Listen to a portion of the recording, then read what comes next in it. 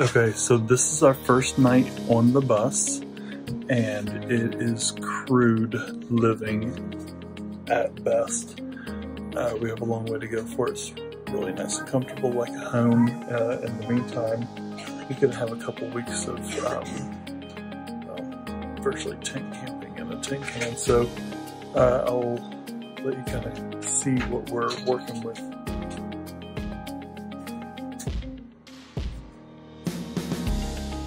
This is our area where Sherry and I will be sleeping. And we've got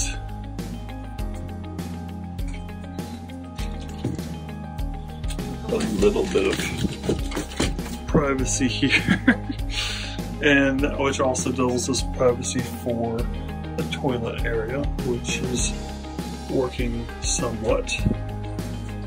Shower is mostly done. We need a hot water heater, and then the shower area is ready to go.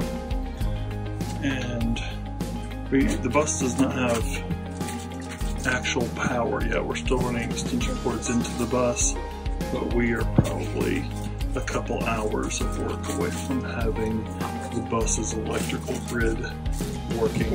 We're doing air mattresses on the lower bunks for now. Kids sleeping on the top bunks as well. Countertops are not in, neither is the sink. No working plumbing, no working electricity, no working heat other than a couple space heaters. And yeah, so it's hard to see the front, but there's just more totes and boxes over there. Gage, say hi. Alright. Hey Savannah, are you excited? Your first night on the bus? Uh-huh. I'm super excited. Alright. I get to be outside and see so much things. Mm-hmm.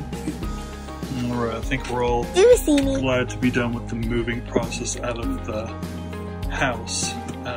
This isn't necessarily ideal, but it's the beginning of a transitional point for us.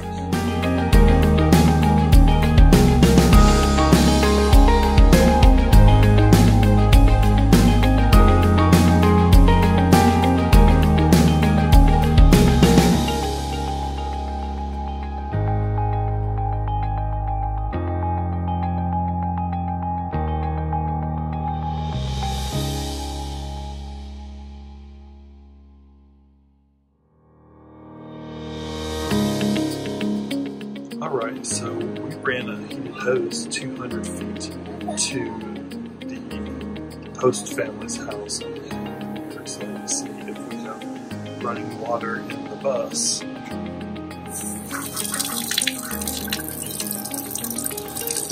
Everything looks good. We ran just a minute ago and checked the leaks all over in the shower as well.